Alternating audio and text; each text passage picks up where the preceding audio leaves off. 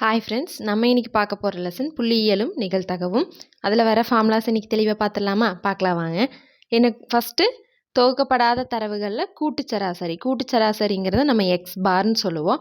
X bar equal to summation I equal to 1 to n. அதாவது ஐங்கிறதுக்கு நம்ம இங்கே வந்து xi, ஓகேவா? xiக்கு வந்து 1லேருந்து n வரைக்கும் எந்த நம்பர் வேணால் கொடுக்கலாம். xi summation i equal to 1 to n xi divided by n, ஓகேவா? இது கூட்டுச்சராசரிக்கான ஃபார்முலா. இது வந்து தொகுக்கப்படாத தரவுகளுக்கு மட்டும்தான். தொகுக்கப்பட்ட தரவுகளுக்கு வேறு ஃபார்முலா இருக்குது, அதை நான் பின்னாடி சொல்கிறேன். அடுத்து வீச்சுங்கிறத நம்ம ரேஞ்சுன்னு சொல்லுவோம். அதனால் கேபிட்டல் ஆரில் டினோட் பண்ணுவோம். வீச்சு range R equal to L minus S. எல்லுங்கிறது அதாவது பெரிய மதிப்புன்னு சொல்லுவாங்க, எஸ்ங்கிறது சிறிய மதிப்பு. பெரிய மதிப்புனா லார்ஜ், அதனால எல். எஸ்ங்கிறது சிறிய, அதனால ஸ்மால் எஸ்ன்னு வந்துடும், ஓகேவா? அப்போ வீச்சுக்கு R equal to L minus S. அடுத்து வீச்சு குணகம் அல்லது வீச்சு கெழுன்னு சொல்லுவாங்க. அதுக்கு formula L minus S divided by L plus S. அடுத்து விளக்க வர்க்க சராசரி அப்படின்னா சிக்மா ஸ்கொயரில் சொல்லுவோம், ஓகேவா? திட்ட விளக்கம்னா சிக்மாவில் சொல்லுவோம். விளக்க வர்க்க சராசரினா sigma square equal to summation I equal to 1 to n into xi minus X bar the whole square divided by n, ஓகேவா?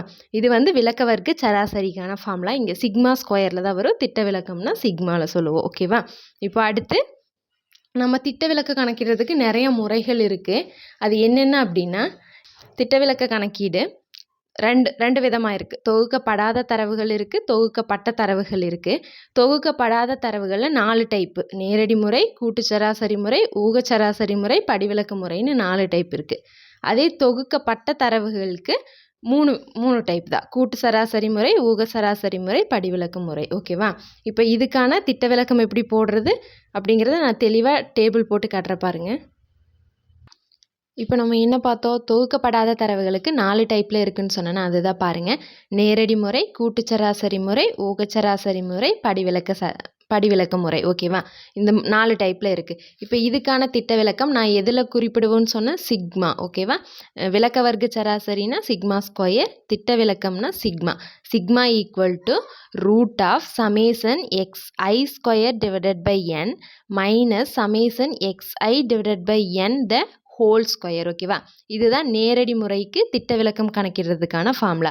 அப்போ அதில் வந்து நம்ம என்ன போடுவோம் அப்படின்னா, டேபிள் எடுத்து போடுவோம். அவங்க கொடுத்துருக்கிற நம்பர்ஸை xi அந்த மாதிரி எடுத்துக்கிட்டு, அதுக்கப்புறம் அந்த xiயை ஸ்கொயர் பண்ணி போட்டு கூட்டி சமேசன்னா கூடுதல் தானே, அதாவது இது எல்லா நம்பரையும் கூட்டி போடுவோம். அந்த ஆன்சர்ஸை போட்டு சுருக்கி ஆன்சர் கொண்டு வரும், ஓகேவா? அடுத்து கூட்டு சராசரி முறைக்கு ஃபார்முலா பாருங்கள். Sigma equal to root of summation DI square divided by n. இங்கே வந்து என்ன இருந்தது? xi ஸ்கொயர்னு இருந்தது. இங்கே வந்து டின்னு போடுறோம். கூட்டுச்சராசரி முறைக்கு டின்னு போடுறோம், நேரடி முறைக்கு xi மட்டும்தான். அப்போ டி வர்றதுனால டிக்கான ஃபார்முலா பாருங்கள். DI equal to xi minus X bar. X பாருங்கிறது இங்கே என்ன? சராசரி. நம்ம முன்னாடி பார்த்தோமா? சராசரிக்கான ஃபார்முலா என்னன்னு பார்த்தோம்? X bar equal to summation xi by என்னன்னு பார்த்தோமா? ஓகே, இப்போ பாருங்கள். அதாவது ஈஸியாக மனப்பாடம் பண்ணிக்கணும் அப்படின்னா இந்த 4 முறையை ஃபஸ்ட்டு நான் வச்சுக்கோங்க லைனாக. நேரடி முறை, கூட்டு சராசரி முறை, ஊக சராசரி முறை, படிவிலக்க முறை. அதில் ஃபஸ்ட்டு நேரடி முறைக்கு என்ன வரும்? Sigma equal to root of summation xi square by n minus summation xi by n the whole square.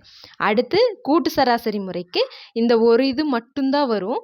அதுக்கு எக்ஸுங்கிறதுக்கு பதிலாக டின்னு போடுவோம். அப்போ டி எப்படி கண்டுபிடிக்கணும்? xi மைனஸ் எக்ஸ் பார், ஓகேவா? அடுத்து ஊக சராசரி முறைக்கு இங்கே இருக்கு இல்லையா, இதில் xiக்கு பதிலாக டிஐன்னு போடுவோம். அவ்வளோதான் ஊக சராசரி முறை. இங்கே பாருங்கள். Sigma equal to root of summation DI square divided by n minus summation DI by n the whole square, ஓகேவா? இதில் எப்படி டிஐ கண்டுபிடிக்கணும் அப்படின்னா இதெல்லாம் நம்ம டேபிள் போடுவோம். பின்னாடி கணக்கு போடும்போது நான் உங்களுக்கு தெளிவாக சொல்லித்தரேன். இப்போ ஃபார்முலாஸ் மட்டும் தெரிஞ்சு வச்சுக்கோங்க, ஓகேவா? அப்போ டிஐ எப்படி கண்டுபிடிப்போம்னா, இப்போ முன்னாடி கூட்டு சராசரிக்கு எப்படி கண்டுபிடிச்சோம்? xi மைனஸ் எக்ஸ் பார் சராசரியை கழிப்போம், ஓகேவா? இங்கே எப்படின்னா xi மைனஸ் ஏ. இங்கே ஏங்கிறது என்னன்னா ஊக சராசரின்னு சொல்லுவோம். சராசரி கண்டுபிடிக்கிறதுலேயே 2 டைப்பில் எடுப்போம். இப்போ ஊக சராசரி முறையில் போடும்போது அதை ஏன்னு நம்ம குறிப்பிடுவோம். ஓகேவா? இதுக்கு டிஐக்கு xi மைனஸ் ஏ. அடுத்து பாருங்கள், படிவிலக்க முறைக்கு ஒன்றும் இல்லை. இங்கே ஊக சராசரி முறையில் என்ன திட்ட விலக்கம் எடுத்துமோ அதையவே சியால் பெருக்கணும் அப்படின்னா அதுதான் படிவிலக்க முறை. ஓகேவா? Sigma equal to C into root of summation DI square by N minus summation DI by N the whole square. ஓகேவா? இதில் டிஐ எப்படி கண்டுபிடிப்போம் அப்படின்னா, இங்கே வந்து திட்ட விலக்கத்தில் சியால் பெருக்கிறோமா, இங்கே வந்து சியை வகுக்கணும், அவ்வளோதான். பாருங்கள், ஃபஸ்ட்டு இங்கே xi மைனஸ் எக்ஸ் பார்னு எடுத்தோம். அடுத்து இங்கே எக்ஸ் பாருக்கு பதிலாக ஊகச்சராசரி முறையில் அந்த ஏங்கிற ஊகச்சராசரி அதை ஏன்னு எடுத்தோம். அடுத்து இங்கே சியால் படிவிலக்க முறையில் பெருக்கிறனால அதால் இங்கே வகுக்கிறோம். டிஐ வேணும்னா xi minus A by C. ஓகேவா? அடுத்து என்ன பார்த்தோம், தொகுக்கப்பட்ட தரவின் திட்ட விலக்கத்தில் 3 டைப் இருக்குன்னு சொன்னேன்னா அதுதான் இந்த 3 டைப். பாருங்கள், கூட்டுச்சராசரி முறை, ஊகச்சராசரி முறை, படிவிலக்க முறை. அதாவது இந்த தொகுக்கப்படாத தரவில் நேரடி முறை ஒன்று எக்ஸ்ட்ரா இருந்தது. இதில் வந்து அந்த முறை வராது, பேலன்ஸ் இருக்கிற 3 வந்திருக்கா. இப்போ இதில் என்னென்னா தொகுக்கப்பட்டதில் ஒன்றும் இல்லை, ஒரே ஒரு டிஃப்ரெண்ட் தான். அதே ஃபார்முலா தான் இங்கே ஸ்மால் என் வந்த இடத்துல இங்கே கேபிட்டல் என் வரும். அப்புறம் வெறும் இங்கே அங்கே வந்து சமேசன் டிஐ ஸ்கொயர் மட்டும் இருந்தது. இங்கே எஃப்ஐங்கிற அந்த எஃப்ங்கிற டேர்ம் எல்லாத்துலேயுமே சேர்ந்து வரும், எல்லா ஃபார்முலாலையும். பாருங்கள், கூட்டு சராசரி முறை sigma equal to root of summation FI DI square divided by capital N. இங்கே பாருங்கள், நம்ம கூட்டு சராசரி முறை அந்த தொகுக்கப்படாத விவரங்கள் என்ன எடுத்தோம், root of summation DI square by small என்னன்னு எடுத்த இடத்துல இங்கே கேபிட்டல் என்னன்னு வரும். அடுத்து இங்கே சமேசன் டிஐ ஸ்கொயர் மட்டும்தான் எடுத்தோம். இங்கே எஃப்ஐ இன்ட்டு டிஐ ஸ்கொயர்னு எடுக்கிறோம். ஓகேவா?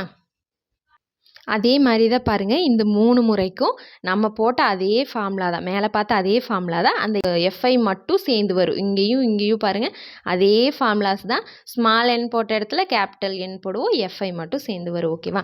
அடுத்து இதில் டிஐ அதே மாதிரி தான் கண்டுபிடிக்க போகிறோம். xi மைனஸ் எக்ஸ் பார் தான். ஆனால் எக்ஸ் பாருக்கு அங்கே நான் ஸ்டார்டிங்லேயே இந்த வீடியோவில் சொன்ன எக்ஸ் பாருக்கு நம்ம என்ன எடுத்துக்கிட்டோம், சமேசன் xi பை ஸ்மால் என்னன்னு எடுத்துக்கிட்டோம். இங்கே எஃப் இருக்கனால xi இன்ட்டு எஃப்ஐ. இதில் அங்கே என்னங்கிறது ஸ்மால் என் எப்படி எடுத்துக்கிட்டோன்னா கவுண்ட்டு, அதாவது எத்தனை நம்பர்ஸ் இருக்குது, 5 நம்பர்னால் 5ன்னு போடுவோம், அந்த மாதிரி எடுத்தோம். இங்கே என்னங்கிறது கேபிட்டல் என்னங்கிறது என்னென்னா இங்கே எஃப்ஐங்கிறது நம்ம டேபிளில் கண்டுபிடிப்போம், அது கணக்கு போடும்போது உங்களுக்கு புரியும். எஃப்ஐங்கிறத எல்லாத்தையும் மொத்தமாக கூட்டி, சமேசன்னா கூடுதல் தானே, இப்போ மொத்தமாக கூட்டி வர்ற ஆன்சரை தான் நம்ம கேபிட்டல் என்னன்னு எடுத்துக்கோ. ஓகேவா? அடுத்து ஊகச்சராசரி முறை அதே மாதிரி தான், எஃப்ஐ மட்டும் சேர்ந்து வருது. Sigma equal to root of summation FI DI square by N minus summation FI DI by N the whole square. அப்போ இங்கேயும் அதே தான், டிஐங்கிறது xi மைனஸ் ஏ தான், இங்கே ஏங்கிறது ஊகச்சராசரி தான். அடுத்து படிவிலக்க முறையிலையும் அதே தான், sigma equal to C into root of summation FI DI square by N minus summation FI DI by N the whole square. ஓகேவா? இங்கே டிஐங்கிறதும் அதே மாதிரி தான் கண்டுபிடிக்கிறோம், இங்கே எந்த டிஃப்ரெண்ட்டும் கிடையாது. ஓகேவா? இவ்வளோதான். இங்கே சிங்கிறது என்ன அப்படின்னா இடைவெளியின் அகலம் சொல்லுவோம், அதாவது இன்டர்வல் மாதிரி கொடுத்துருப்பாங்க, அதாவது 10லிருந்து 20 வரைக்கும் அந்த மாதிரி கொடுத்துருக்கிறது, அது எவ்வளோ இருக்குது, அதோட இடைவெளி எவ்வளோங்கிறது தான் சீன்னு குறிப்போம். ஓகே, மாறுபாட்டு கெழு அதை இங்கிலீஷில் என்னன்னு சொல்லுவாங்கன்னா கோஎஃபிஷியன்ட் ஆஃப் வேரியேஷன் அப்படின்னு சொல்லுவாங்க. ஓகேவா?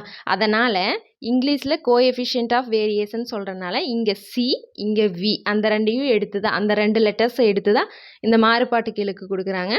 சி ஒரு புள்ளி வச்சு வி. ஓகேவா? இங்கே ஃபஸ்ட்டு முதல் தரவின் மாறுபாட்டு கெழுன்னா V1. ஓகேவா? இரண்டாம் தரவின் மாறுபாட்டு கெழுன்னா V2. அதுக்கான ஃபார்முலா என்ன, sigma 1 by X bar 1 into 100%. ஓகேவா? அதால் பெருக்கணும். இங்கே அதே மாதிரி இரண்டாம் தரவின் மாறுபாட்டு கெழுன்னா சிவி அதில் V2 ரெண்டாவது தரவுங்கிறனால 2ன்னு போட்டு equal to sigma 2 by X bar 2 into 100%. ஓகேவா? இதில் சிக்மாங்கிறது என்னது, திட்ட விலக்கம். இப்போ தானே பார்த்துட்டு வந்தோம் திட்ட விலக்கம். அடுத்து எக்ஸ் பாருங்கிறது சராசரி. இந்த ரெண்டையும் வகுத்தோம் அப்படின்னா வகுத்து 100%ஆல் பெருக்கணும் அப்படின்னா சிவியோட ஆன்சர் கிடச்சிரும். ஓகேவா? அது பாருங்கள், ஒரு நிகழ்ச்சி நிகழ்தகவு, இங்கேருந்து நிகழ்தகவு வருது.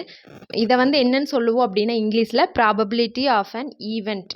ஒரு நிகழ்ச்சியோட ப்ராபபிலிட்டி அப்படின்னு சொல்லுவோம், probability of an event. Probability P வரனால நம்ம இங்கே பின்னு குறிப்போம். பி ஆஃப் ஈவெண்ட்டுக்கு E, P of E equal to N of E by N of S. இதுதான் ஃபார்முலா. இங்கே என் ஆஃப் இங்கிறது என்ன அப்படின்னா, ஈங்கிற ஒரு செயல், ஈவெண்ட்னா ஒரு செயல், அந்த நிகழ்ச்சி நிகழ்வதற்கு சாதகமான வாய்ப்புகள் பை மொத்த வாய்ப்புகள் தான் என் ஆஃப் எஸ்ன்னு சொல்லுவோம். அடுத்து உறுதியான நிகழ்ச்சி நிகழ்தகவு 1, இயலா நிகழ்ச்சி நிகழ்தகவு 0. இந்த நிகழ்தகவுங்கிறது பி ஆஃப் இ, ஓகேவா? அதாவது probability of an event. P of இங்கிறது இந்த 0க்கு 1க்கு இடையில மட்டும்தான் இருக்கும். நம்மளுக்கு வர்ற ஆன்சர்ஸும் நம்ம இந்த டாப்பிக்கில் வர்ற ஆன்சர்ஸ் எல்லாமே 0க்கு 1க்கு இடையில மட்டும்தான் இருக்கும். அடுத்து 3வது பாருங்க, இயின் நிரப்பு நிகழ்ச்சி இ பார். இ பார்னா பி ஆஃப் இ பார்த்தோம்ல, அப்போது அதில் என்ன வந்துச்சு, இ நிகழ்வதற்கு சாதகமான வாய்ப்புகள். பி ஆஃப் இ பார் அப்படின்னா இ நிகழ சாதகமற்ற வாய்ப்புகள் பை மொத்த வாய்ப்புகள், ஓகேவா? அப்போ பாருங்கள், பி ஆஃப் இ பாருங்கிறத எப்படி குறிப்பிடலாம்னா 1 மைனஸ் பி ஆஃப் இ. 1லிருந்து பி ஆஃப் ஈவை கழிச்சோம் அப்படின்னா பி ஆஃப் இ பார் கிடைக்கும். அடுத்து இதையே எப்படி மாற்றி எழுதலாம், P of E plus P of E bar equal to 1, ஓகேவா? இது ஒரு ஃபார்முலா.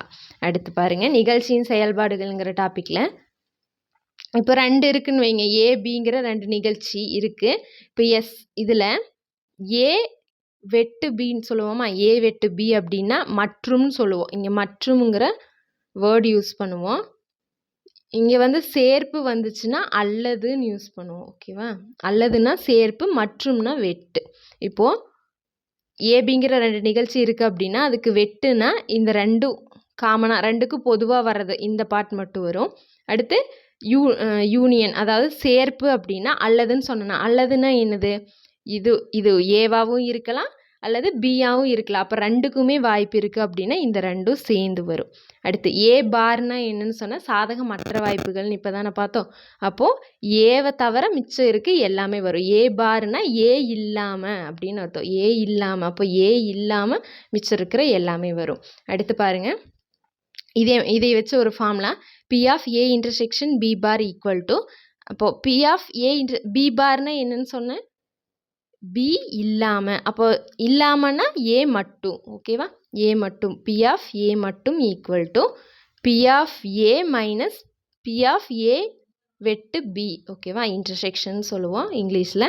அடுத்து 2வது பி ஆஃப் ஏ பார் வெட்டு பி, ஓகேவா? ஈக்குவல் டு, இங்கே பார் எதுக்கு இருக்குது, ஏக்கு இருக்குது. அப்போ ஏ இல்லாமல் பி மட்டும், அதுக்கு formula P of B minus P of A வெட்டு பி, ஓகேவா? அடுத்து நிகழ்தகவின் கூட்டல் தேற்றம். இது பாருங்கள், இங்கே பி ஆஃப் ஏ சேர்ப்பு B equal to P of A plus P of B. சேர்ப்புனா என்னன்னு சொன்னால் அல்லதுன்னு சொன்னேன்னா, அல்லதுன்னா ஏவாகவும் இருக்கலாம் பியாகவும் இருக்கலாம். அப்போ பி ஆஃப் ஏவும் வரும் பிவும் வரும். அதிலிருந்து இந்த வெட்டை மைனஸ் பண்ணணும், பி ஆஃப் ஏ வெட்டு பி, ஓகேவா? அடுத்து இதே இங்கே 2 ஏபி மட்டும் இருந்துச்சுன்னா இந்த ஃபார்முலா கூட்டல் தேற்றத்தில்.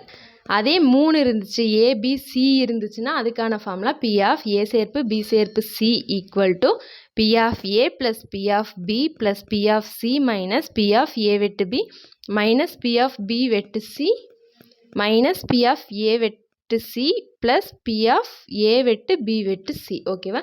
இது ஃபார்முலா.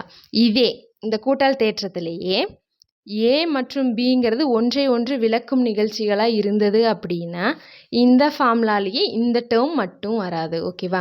அப்போ ஃபார்முலா ஒன்றை ஒன்று விளக்கும் நிகழ்ச்சிகளாக இருந்துச்சுன்னா மட்டும் பி ஆஃப் ஏ சேர்ப்பு B equal to P of A plus P of B, இது மட்டும்தான் வரும், இது வராது, ஓகேவா? இவ்வளோதான் ஃபார்முலாஸ். இந்த 8வது பாடத்தில் இருக்கிற ஃபார்முலாஸ் இது மட்டும்தான். இது எல்லாமே நல்லா தெரிஞ்சுக்கிட்டீங்க அப்படின்னா கணக்குகளை ரொம்ப ரொம்ப ஈஸியாக போட்டுடலாம். இனி அடுத்த வீடியோலேருந்து ஒரு கணக்காக பார்க்கலாம், நான் சொல்லித்தரேன். இன்னும் நம்ம சேனலை சப்ஸ்கிரைப் பண்ணல அப்படின்னா சப்ஸ்கிரைப் பண்ணிவிட்டு பெல் ஐக்கான் கொடுத்து வச்சுக்கோங்க. தேங்க்யூ.